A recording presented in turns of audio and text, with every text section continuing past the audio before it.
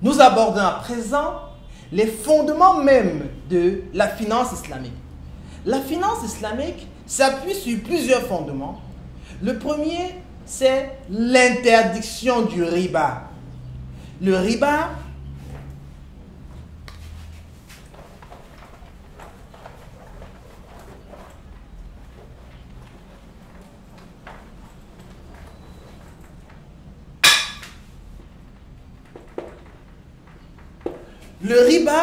en arabe, en langue arabe, signifie intérêt ou usure.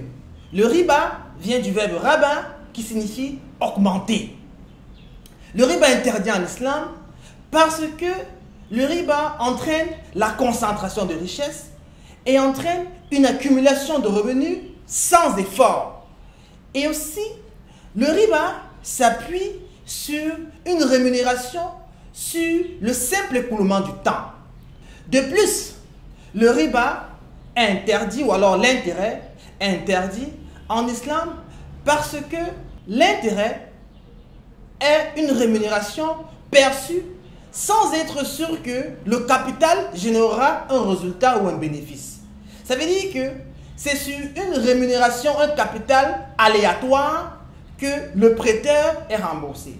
Prenons un cas simple.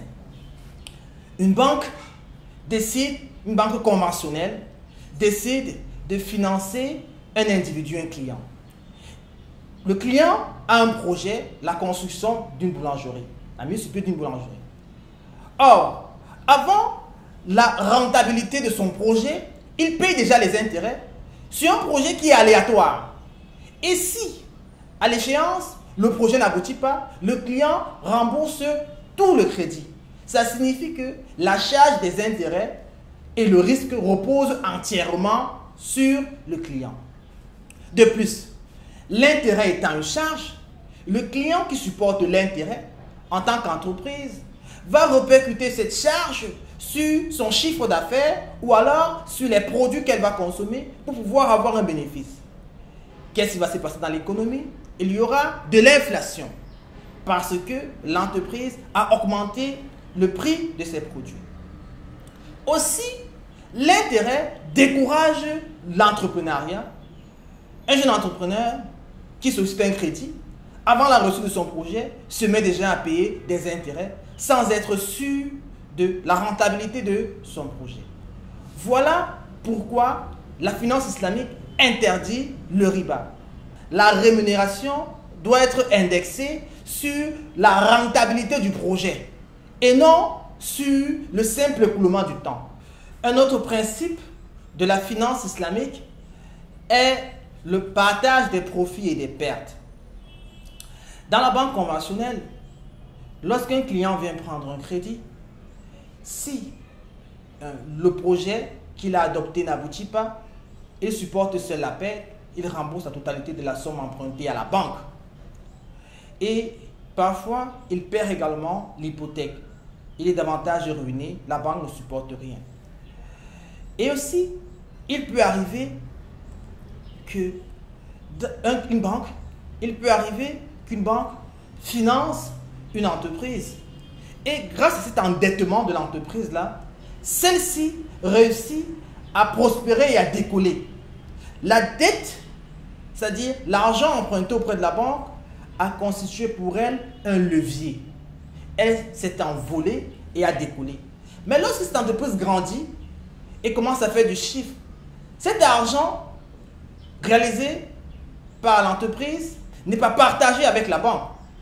L'entreprise qui a réalisé des gros bénéfices remet seulement à la banque la somme d'argent qu'elle a empruntée. Elle ne partage pas avec elle le surplus, le gros bénéfice dégagé par la suite. Et il y a une sorte d'injustice sociale du point de vue de la finance islamique.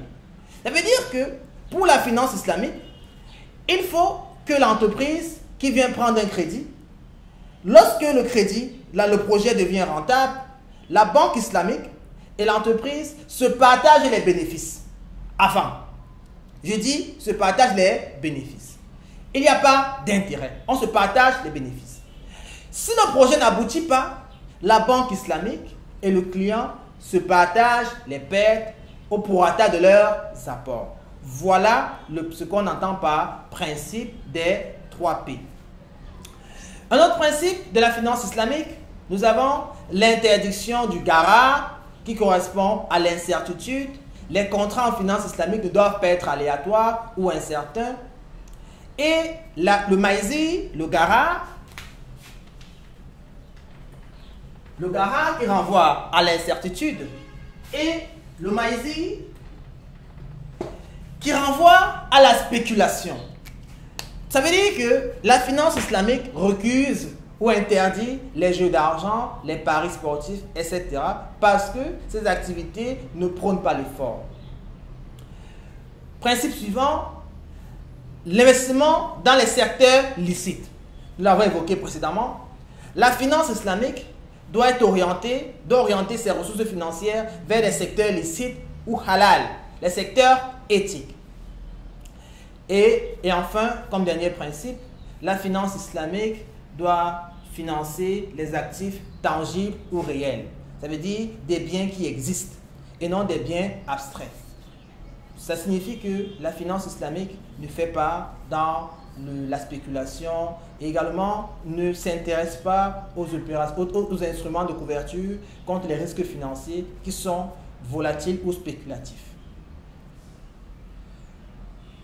Dans la prochaine vidéo, nous allons aborder les modes de fonctionnement des banques islamiques et aussi les différents produits et services proposés par les banques islamiques. Je vous invite à vous abonner à ma chaîne YouTube Abdul Razak Officiel, à liker et à partager la dite vidéo.